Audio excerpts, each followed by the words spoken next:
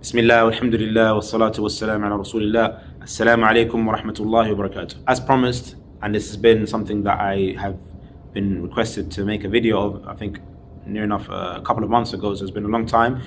Do forgive me for the delay. And inshallah, if you can just pay attention and listen to the details, all those that have asked this question. The question is, how much money do I need to survive as a student studying in the Islamic University of Medina or any of the other universities? Now, of course, I'm talking about Medina because expenses in Riyadh differ to Mecca, to Qasim, to Jeddah, to Yanbu, to Medina, to any other place in Saudi Arabia, just like everywhere else around the world. Now, talking about Medina specifically, for those, let's say, that are not married, we'll touch on them first. If you're not married, you get 840 riyals, which is equivalent to now, I believe, 180 pounds. So that's what you get. When you first arrive here, you won't get that amount. So one thing, piece of advice, bring some sort of allowance with you. Bring some sort of money with you that you're able to survive, because in order to receive this first payment, you would have to go through certain procedures and you would have to wait for your student card to come and what have you. You do get a lump sum of, I think, roughly around 3,000 something. That was my time. It could have changed now, more or less, I'm not sure. Which is roughly around, let's say, £800, which is that which you get as a lump sum, which will be your first, of course, 840, and then the money for like buying certain, things that you need, like a bookshelf or certain things and books, and it's like you coming to the university, you get this lump sum once when you come. Now that money that you get afterwards, the following month, you get 840 riyal. Everyone is different. Everyone has different means of living and they have different expenses. So I can't tell you exactly how much you need, but I can just tell you that if you are living in the university, which most people will, or you're living in Rabwa, the other place, not a lot of people live there, but like I said, you get a bus. In the university, you just walk to your class.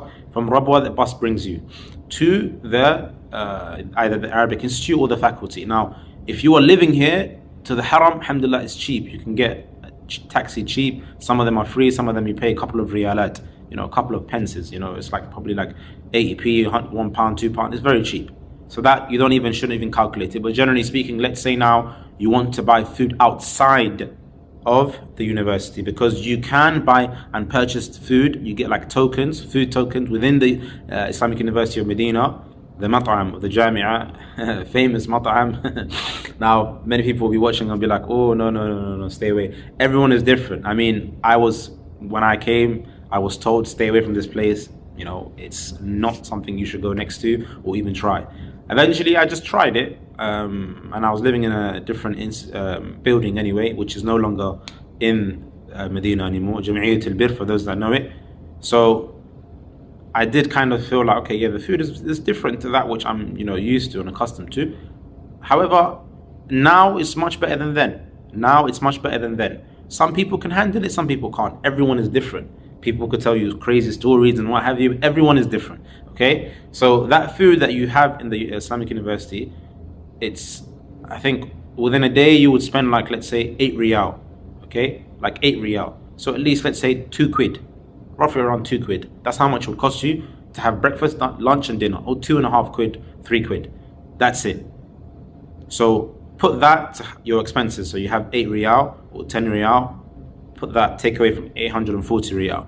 Then of course you need to buy, things that you would want to put in your fridge. Well, hence why I said it's good to bring money, so you're able to buy appliances like a fridge, a microwave, a kettle, if those that want to drink tea. These are and a washing machine, very crucial. A washing machine, a kettle, a microwave, and a fridge. So if you've got that out of the way from the money that you bought, now you just need to put things inside. Shopping for a single person living in the university, I mean, to be quite honest, 840 riyal should do you well. So let's say things have gone up though, bear in mind, things have gone up. There's VAT 15% now. So let's say you have, 840, might deduct 500 riyal for a month. Once again, people can comment and say it's not enough and what have you. I'm just giving you a rough estimate, but it differs from person to person. Some people may want to get things like, for example, crunchy nuts.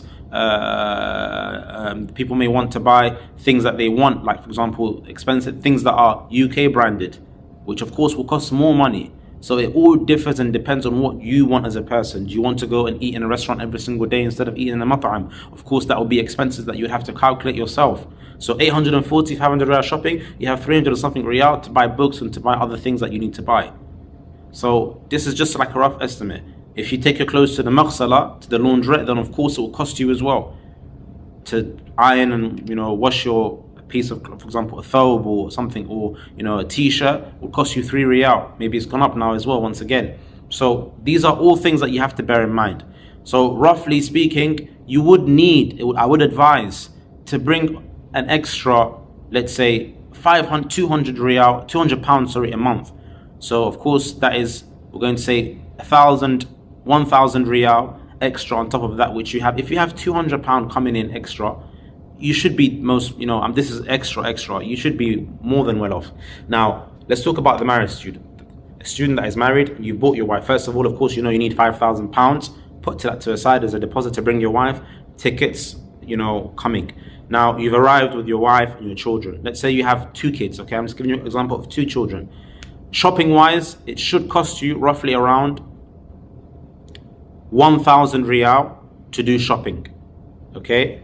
And this could last for a month, or it could last less than a month. It all depends on how much you consume, you and your children and your spouse. If you have 4 children, that would be at least, you need bare minimum of 2,000 riyals per month. It could last you, it may not last you. Is that clear, Ikhwani? So it could last you, but it may not last you as well. It depends how much you consume. So of course 2,000 divided by 5, which is a rough estimate of the currency now. Now, meaning £1 is 5 riyal. So right now, if you have done your shopping, to buy a car, a good car that is, won't give you any issues, put aside 4,000 pounds, okay, which is 20,000 riyal. Now you guys may be shocked. Cars here are fairly expensive. Cars in Saudi Arabia are fairly expensive, comparing it to UK, Gumtree, Auto Trader, and what have you. It's fairly expensive. So meaning you can't get a car for like £600 or £700. No, the cars here, if they're cheap, like if it's less than £4,000, let's say you spend a car of £2,000 and what have you, then it may have a lot of problems. You don't want that, especially if you live in the city of Medina. If you go outside, you could find a car cheaper. On expat, if you go on expat Medina vehicles, you can find the cars there, or Jeddah or Riyadh. Now that's money for the car. Money for rent, if you want to rent in Saudi Arabia, the prices go from, let's say, £2,000 to, let's say, £4,000, which is like 20,000 riyals. So from 10,000 riyals to 20,000 riyals. That's how much you would need for the year, not monthly, alhamdulillah. Because of course that's like price for UK. So 2,000 to 4,000 pounds a year. So from 2,000 to 4,000 pounds is how much you would need roughly. Like once again, 2,000 is for renting like you can find a nice 2-bedroom, 1-bedroom apartment, and you can find it in Hay Tayyiba, fairly cheap, right next to the university, behind the university. And you can find it in other areas and other districts like Hay Qiblatain and other places that are fairly cheap. Now the 20,000 riyal, which is 4,000 pounds, 4,000 pounds roughly, you're going to find a place maybe around or right next door to the university, Hay Faisaliya, Hay Rabwa, these kind of places, Khalidiyya. So these places you can find a bit more expensive, meaning considering to 10,000 riyal, 20,000, and you can find a 3-bedroom, 2 bathrooms, 2 living rooms. So it all depends what you want to go for and what type of class. Now, this is an advice, alhamdulillah, and I believe that I wish I had the same piece of advice before I came here. When you come to the country and you're trying to find a property to rent, you have to bear in mind that here it's not like UK. When it says not furnished, it literally means not furnished. Like meaning not furnished, it means there's no furniture whatsoever. Okay, so like even in terms of like the whole sink may not even be installed within, like it may not have a sink. Okay, like this is to this extent, but generally speaking they do find it. But there's no kitchen set, There's no washing machine, there's no carpet. It's literally just the walls and flooring. That's it, meaning the floor and the walls, and that's it. There is nothing there. So you have to bear in mind that it might cost you to furnish, and I'll give you a rough estimate as well how much it would cost, to buy everything. Okay, it depends what you want to do. I do advise the brothers, if they want to and they want to save a bit of money, you can go to a place called Harraj, which is like, I won't call it the market, because within there you can find a kitchen set, you can find a mattress and a bed, a frame, like a whole set, a wardrobe set, a living room set. You can find everything there, but it's like cheaper price. It's discounted, it's cheaper price. Or you can go to Home Center, okay, which is like you can say it's like a place where you can buy everything. It's Home Center, literally you find everything there. A bit more expensive, of course, quality, better quality.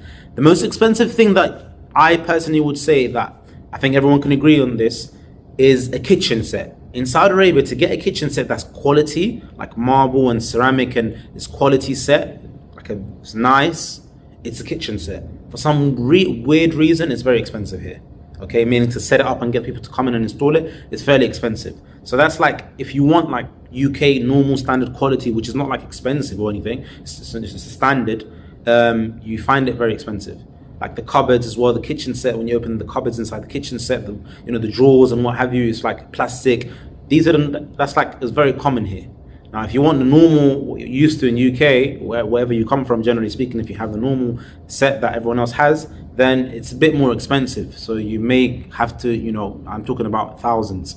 So it all depends what you want and what you want to spend. But roughly speaking, let's say you want to buy, do up the bedroom, get the beds. If you have children, for example, you want to get a bed for them as well and everything.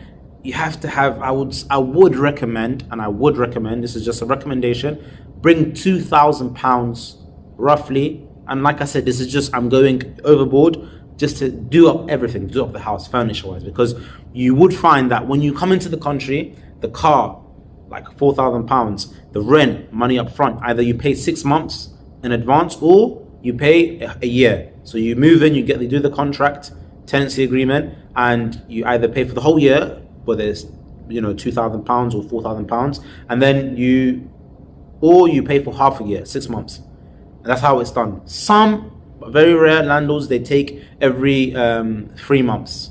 Okay, every 3 months. Now, once you've done that as well, you have to buy the furniture. So you have to bear in mind all of these expenses. I'm going to break it down again to you all.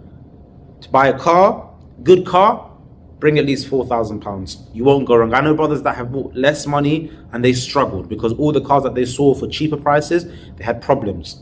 And it's not like UK where you have, here they do have MOT and what have you, but you find a car where the MOT is just, he's got the MOT valid, but he's got a lot of problems there, and you need to make sure you go with someone that knows about cars. I remember when I bought my first car, I had no experience, I just trusted the guy.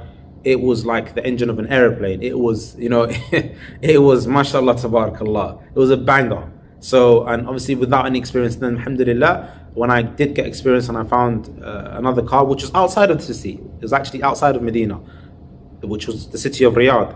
Good price, very good car, one of the best cars I've ever had. Now, this is something that you should make sure when you go with someone, they're trustworthy, and I advise that you buy from an expat. You buy a car from an expat, because in terms of the conditions that it's been looked after, you have the same kind of standards. It's just a piece of advice. You can go and do it the way you want to. £4,000, okay, £4,000 for the car. For a house from 2 to 4,000 pounds. Okay, so you do the calculations. For shopping for the month, let's say from 1,000 riyals to so from 200 to 400 pounds. Okay, for the actual furniture, from, once again, it's all up to you. It's up to you. From 1,000 pounds, which is like roughly 5,000 riyal. I think that should be fairly enough. It should be enough, really and truly. It should be enough. But let's say until 10,000 riyal, 2,000 pounds. This is just me telling you a breakdown of all of that which you need for the get-go, for the beginning.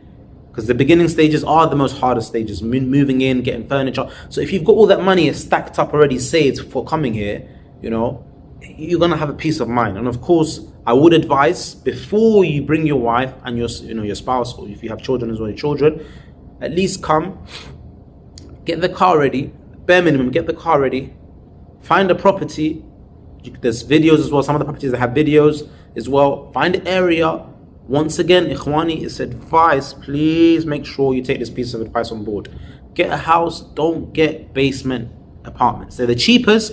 You find a building, it's the newest building in the area. It's beautiful, it's done up nicely, it's got, it's got someone that's there, like a security guard and everything, and you want to go for the basement because you're saving, a couple of £1,000. But if you want to save a couple of thousand pounds, if you want to save £1,000, £2,000, whatever, and you go for the basement, ikhwani, please don't do that. Do not do that. I'm literally pleading to you, do not do that. You're putting your family, in like a prison. It's depressing. No sunlight, connection is bad. Don't do it. Care about your family members. Care about your women folk and your children. If you're coming, rent 4th floor, 3rd floor, 1st floor, whatever. Make sure there's a lift in there. If you're all the way up on the 5th floor, put these things into consideration. It's important. At the end of the day, you're bringing your wife and children to live with you. They're going to be there for most of the time during the day. You're going to be out studying and what have you. So think about that. Make sure it's in a good area.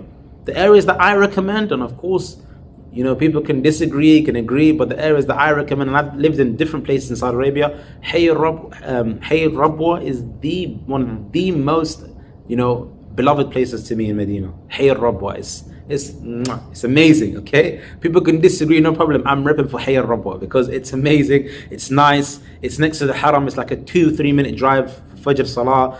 It's amazing. Yeah, people say, but it's far away from the Jamia. Look, end of the day, you got a car, you can drive to the university. The main thing is that all the khidamat, meaning it's got all the things that are around. It's got, restaurants next to it. It's got play areas, it's got parks, it's got everything, okay? Everything of everything. It's there, it's beautiful, it's amazing.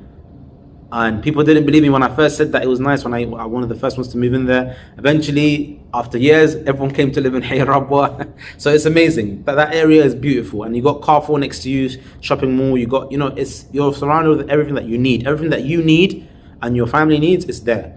Another area that's good, that I would recommend as well, it's literally behind Carrefour. It's an amazing area. It's new. Another area that but it's a bit, further away for those that don't really know. So I would say Hayy Rabwa because as well, there's students there, so it's nice. It's beautiful. It's got a little football pitch there as well, little football pitch. It's got gym right next to it. It's beautiful. Another area that's nice, Hayy Faisaliyah, for those that don't want to commute to the university every single day, driving 10 minutes, 15 minutes, and they just want to just wake up in the morning and just be able to walk to it or just do like a little U-turn. Hayy Faisaliyah is amazing. You have the ulama there. You got Sheikh Muhsin Abbad and Sheikh Abdul Razak as well living in the same area. You got Sheikh Salih Suhaimi, not come to the khutbah sometimes. You got, Sheikh Nasir al-Faqih there. It's beautiful. You're living in an area, the university is there. You can see the ulama and benefit from them every single time when they are accessible, and they're able to answer your questions if you want. Driving to the Haram is like a 8 minute drive, 10-minute drive. It's nice. If you want to go to close to the university, cheaper, but of course Faisaliyah is a bit more expensive than Hayy Tayyibah, you can go to Hayy Tayyibah. That's also another area which is behind the university, next to Jamia Tayyibah, the University of Tayyibah. Behind the university, Hayy Tayyibah is fairly new, it's nice, but people complain that it's just like, in the middle of nowhere, which it depends what you want, so it's a bit more quiet. Hayy Faisaliyah, on the other hand, is right next to the university, opposite it. Literally the bookshops, the whole strip of bookshops are there where you can buy your books, and next to the university it's nice. Then you have Bin Dawood, which is like behind Hayy Faisaliyah. You can live in that area as well. Many students live there. It's nice. It's but there's a lot of traffic coming to the university in the mornings. Other than that, it's nice, it's lovely, it's not that expensive. Then you have Aziziyah, which I wouldn't recommend personally for someone that doesn't have a car. I know many brothers that live there and they struggled. It's nice and what have you, but coming into the country and bringing your wife, the places that I would recommend if you can live there is Bi'r Uthman, literally right next to Qiblatain, not far. So like near Sultana. To live in Sultana, it's like Oxford Circus of Medina. It's beautiful. It's got everything there. Everything that you need is there. Behind Qiblatain, in front of Qiblatain. Okay, so put these down if you want to, put in a notepad. Behind Qiblatain, in front of Qiblatain, next to Sultana. Then you have On the right hand side, the left hand side, Hay Faisaliyah, which is in front of the university. Then you have the one next to Bin Dawood, which is the shopping mall. You can buy some stuff there. Behind it, it's nice, it's close, it's easy access as well. You're going to find students there. Then you have Hay Tayyiba as well, which is nice as well. I wouldn't advise anyone to go to Jurf as well. It's not really nice because it's further away. I don't want to send you guys to places that are far and you're going to struggle. So around the university, you can find a lot of things there. And Hay Rabwa is a bit further away, but it's nice, 10-15 minute drive in the morning. I mentioned Faisaliyah. What else? These are the places that I would recommend someone to live. And there are places I can recommend as well, but it's really, really it's dead cheap, but it's old buildings. So I wouldn't really recommend someone to come and live there because, like I said, once again, if you live in certain conditions you're saving money, but your family's going to be struggling on the other side. Do it smart, do it smart. Don't do it in a way where you want to save money, but at the same time you're going to put your family, in a difficult situation where they're going to be put off completely living there. And bear in mind as well, ikhwani, these are your family. You are responsible. كلكم راع وكلكم راع يعني مسؤول عن رعيته. So you're all responsible for your folk. You're all responsible for your women folk, your children, and what have you. So make sure when you bring them, you're bringing them to a nice environment, a place where they would like themselves. Okay. Now these places are amazing. You'll find generally parks everywhere, free. If you want to have fun, you can go bowling with your family, with your wife and children. You can do quad biking as well. It's on the YouTube channel. I've showed you guys a little quick video. Okay, how much does it cost for these things? Now, to go to a fun fair, let's say you go to a fun fair, you get given a little card. It will cost you 80 riyal to top up, and you can, if you have one child, they can have fun with 80 riyal. Maybe if you have more than one child, then it's going to cost you a bit more. They have indoor soft play areas. They have these snow areas as well. Sparks is one famous company that they have. There's different places and that's the Branchid Mall, which is amazing. You have the Sandpit area in Hyper Panda Mall. It's really nice. You have restaurants everywhere. So in terms of petrol now, if you've purchased a car and you want to buy petrol, let's say if you have a small car, for 1 week it should cost you no more than 50 riyal. Okay, no more than £10. It should cost you no more than £10 for that week, that whole week. Now, if you have let's say 250 riyal for the month, roughly. Okay, it could cost you more if you've got 4x4, which of course much bigger engine. So the engine is much larger. So it all depends on what you are, how, in terms of if you commute all the time to the university, how far you commute, if you go into the haram and what have you. The big question of many people ask, can I get parking for the haram? You can purchase parking where you have, you can become a subscriber, but it's fairly expensive. It will cost you at least, I think, from 4,000 to 6,000 riyals for, I believe, the month. The whole year, if I'm not mistaken. No, that's wrong. For a month, I think it'll cost you at least, I think, up to 4,000 riyals for the month, if I'm not mistaken. Don't bank on it. But generally speaking, you can just go into a car park, just pay 2 riyals, 3 riyals, whatever, and you just go in. I think that's it. If there is anything else I missed out, I believe that's it. Medical care, you get free medical care treatment as well. Public, you can go to the universities. It's like a little mini clinic. It's not a hospital. It's a mini clinic. Mustawsaf, you can go there. Your family, you can send your family, your wife and kids there.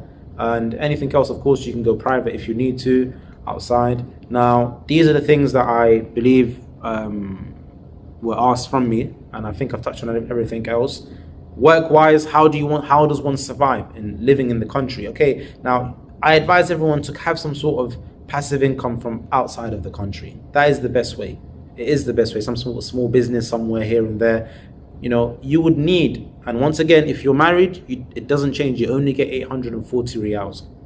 So I've said all the expenses in terms of the car, house, so how much you pay for rent. Electricity is going up to how much it was before. So I remember, for example, my last bill was, for a month was around, I think it's 130 £40 for 1 month. Now, this is expensive compared to, I would pay 140 for like a whole year when I first came, I remember. So things are going up. You don't pay for water. Generally speaking, I'd advise get a building where water's included.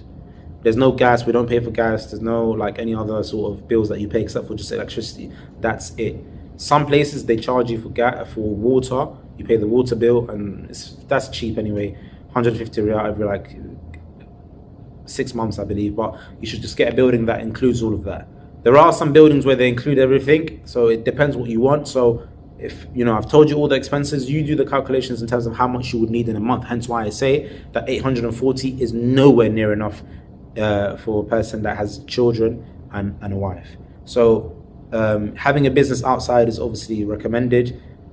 Medina is not like Riyadh and other places where you can actually work on the side. There's different companies that can accept you, and you can work if you've got like English qualifications, teach English and what have you. It's a bit different. The opportunities are much less, so you're limited with regards to that which you have. But of course, like Riyadh and Mecca and other places, alhamdulillah, I know brothers that are there and they're able to actually work, and in the evenings or sometimes here and there, and obviously they're able to study at the same time. So you have to bear that in mind, that you need some sort of passive income coming in from outside of the country, or you save up in the summer holidays, that which will last you for the whole 9 months throughout your time in the country. I hope inshallah that has covered and I've answered all of the questions that you all had. And inshallah, if there's any other topics that you guys need me to touch on, just message them through inshallah in this video, or email me, and bi'idhnillahi ta'ala we'll try our utmost best to keep it consistent with the videos and the questions that you guys have. We'll try our utmost best to answer them so that you're able to actually have a picture and know what you need and how you're able to actually go about saving the time and not going through difficulty, that which we went through. That's the whole purpose of this channel, to help those that that want to come and study, and to make their experience and their journey easier. And bi'idhnillahi ta'ala will end there. But know and remember that when you do come and you try to seek knowledge, without a doubt you're going to find it difficult. Al-ilm la ya'ti bi rahat al-jasad. The knowledge doesn't come with relaxation and ease on the body. It comes with, you're going to get tested, you're going to get trials, you're going to have difficulty. You're going to have difficulties along the way, but if you're patient and you persevere and inshallah you're sincere and you're truthful to yourself and to your Lord, then inshallah you'll find a lot of bliss in the long run. Subhanakallahumma bihamdika ashhadu an la ilaha illa anta astaghfiruka wa atubu ilayk. And remember, don't forget the ayah, وَمَن يَتَّقِ اللَّهَ يَجْعَل لَهُ مَخْرَجًا. Whoever fears Allah, Allah will make a way from him. What type of way? Allah will open doors. What type of doors? مِنْ حَيْثُ لَا يَحْتَسِبْ. From that which he was never ever able to even comprehend or even imagine. So remember that if you're doing it for the right reason, inshallah Allah will make it easy for you. Wa sallallahu wa sallam ala nabiyyina Muhammad wa ala alihi wa sahbihi wa man tabi'ahum bi ihsan ila yawm ad-din. Assalamu alaikum wa rahmatullahi wa barakatuh. And don't forget to like, to comment, subscribe, and pass on this video to those that inshallah want to apply. And also check out our new Instagram account. Just opened it up, Abdullah _ibn Khamis. And don't forget to check out our Instagram. Inshallah we'll leave it in the comment section below. Subhanakallahumma bihamdika ashhadu an la ilaha illa anta astaghfiruka wa atubu ilayk. Wassalamu alaikum wa rahmatullahi wa barakatuh. I think that's like 2 salams I've given everyone. Assalamu alaikum, the 4th one.